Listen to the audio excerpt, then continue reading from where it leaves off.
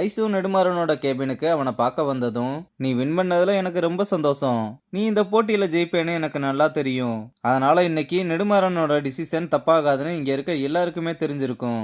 உன்னை நினைச்சா எனக்கு ரொம்ப பெருமையா இருக்கு. ஆனா உனக்கு தெரியும் உன்னோட லிமிட்ஸ் என்னன்னு. தெரியும்ல?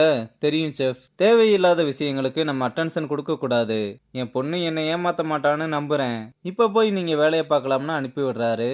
ஆனா ஃபர்ஸ்ட் பாராட்டினா வர ஓகே. அதுக்கப்புறம் ஏன் இப்படி பேசினாருன்னு ஐசுக்கு ஒண்ணுமே புரியல. அப்புறம் கேன்டீனுக்கு ஐசு வந்ததும், நீங்க தான் ஜெயிப்பீங்கன்னு எனக்கு அப்பவே தெரியும்னு சொன்னா. ஏன்னா ஆப்போனண்ட்ல இருக்கவன் அவளை வீக்குடான்னு விக்கியை கிண்டல் பண்ண. தயவு செஞ்சு உன் திருவாயை கொஞ்சம் மூடுன்னு சொல்லிட்டு விக்கியை கடுப்பேத்துறதுக்காக நம்ம பசங்க பக்கத்திலே உட்காந்துக்கிறாங்க. வேணியும் உட்காந்துட்டு விக்கியை பார்த்தா இருக்கிற கடுப்புல நல்லா தீஞ்சு போய் உட்காந்துருக்கான். அப்ப வெற்றியும் காம்படிஷன்ல வின் பண்ணிருக்கீங்க, ட்ரீட் வைக்கலாம்லன்னு கேட்க, ட்ரீட் தானே வைக்கலாம், நான் எங்க வைக்கிறதுன்னு யோசிச்சுக்கிட்டு இருக்கும்போது பிரியா வந்து ஐசுக்கு வாழ்த்துக்கள் சொல்லிட்டு, என்ன எல்லாருமே ஒரே யோசனையில இருக்கீங்க? ஒன்றும் இல்லை, பசங்களாம் ட்ரீட் கேட்டாங்க, அதான் எங்க வைக்கிறதுன்னு தெரியலன்னு சொல்றா. இதெல்லாம் ஒரு பிரச்சனையா? என் வீடு இருக்கு, அங்கேயே வச்சுக்கலாம்.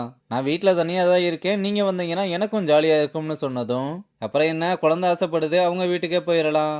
எல்லாருக்கும் ஸ்பாட் ஓகேவான்னு கேட்க ஓகே தான்னு சொன்னதும், அவ்வளோதான், சரக்கை வாங்குறோம், சைடிஸ் வாங்குறோம், என்ஜாய் பண்றோம்னு பசங்க எல்லாருமே ஹாப்பி ஆயிடுறானுங்க. அப்புறம் நம்ம பசங்களும் கண்டிப்பா அந்த விக்கி ஏதாவது பெரிய பஞ்சாயத்து இழுக்க போறான்னு பேசிட்டு வந்துகிட்டு இருக்கும்போது ஜோஜி தனியா உட்காந்து ஃபீல் பண்ணிக்கிட்டு இருக்காரு.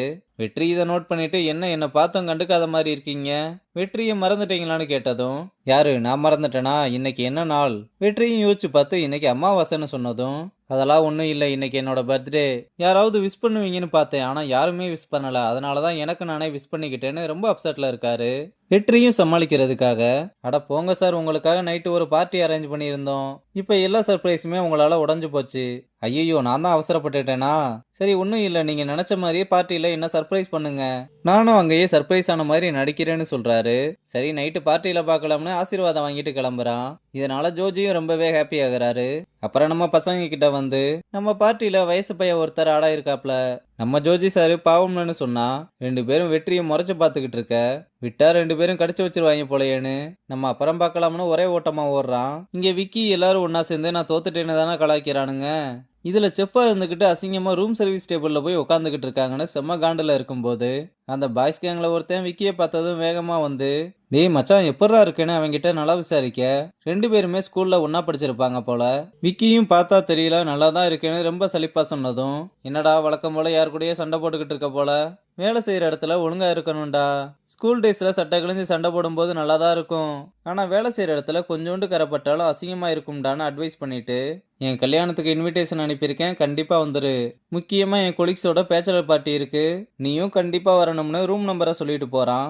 அவன் போனதுமே ஸ்ரீநிதியும், ஏன்டா இப்படி இருக்க, அவன் உன்னை பார்ட்டிக்கு இன்வைட் பண்ணிக்கிட்டு இருக்கான், நீ எங்கேயோ பார்த்துக்கிட்டு இருக்கேன்னு கேட்டா, அவன் அதெல்லாம் எதையுமே கண்டுக்காம, ரூம் சர்வீஸ் செஃப் டீம் எல்லாம் சேர்ந்து என்ன கார்னர் பண்றாங்கல்ல, இவங்கெல்லாம் ஒண்ணு சேராத மாதிரி நான் உடைக்கிறேன்னு சபதம் போட்டுக்கிட்டு இருக்கான். இங்க ரகுபதி ரியா கிட்ட நான் முக்கியமான ஒருத்தரை மீட் பண்ண போறேன், நான் போயிட்டு வரதுக்கு எப்படியும் 4 நாள் ஆயிரும், அதுவரை இந்த ரெசார்ட்டை நல்லா பார்த்துக்க வேண்டியது உன்னோட பொறுப்பு, முக்கியமா உன்னோட பிசினஸ் பிளான் எல்லாம் சீக்கிரமா எக்ஸிக்யூட் பண்ணுன்னு சொல்ல, அவளும் சரின்னு சொல்லிட்டு கரெக்ட் டயத்துக்கு டேப்லெட் எல்லாம் எடுத்துக்கோங்கன்னு வழி அனுப்பி வைக்கிறா.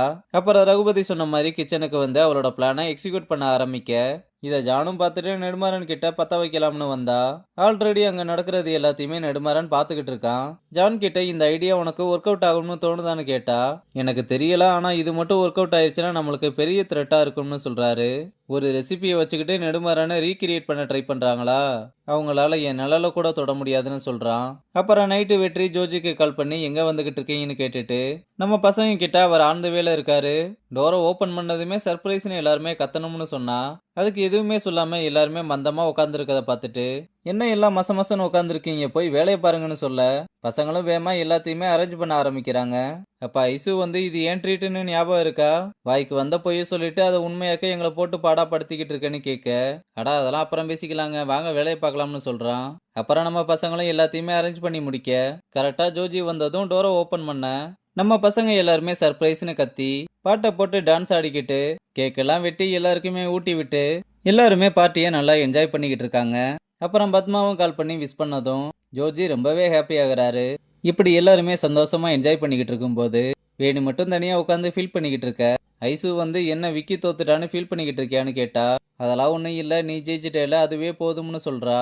அப்ப பிரியா வந்து, நான் இன்னைக்கு ரொம்ப சந்தோஷமா இருக்கேன், நான் இருக்கிற வீடு இப்படி கலகலன்னு இருந்து ரொம்ப வருஷமாயிருச்சுன்னு சொல்ல, நீ இங்க தனியா தான் இருக்கியான்னு கேட்டா, அவளும் அப்பதான் நான் சின்ன வயசுல இருக்கும்போது எங்க அம்மா அப்பா 2 பேருமே இறந்துட்டாங்க.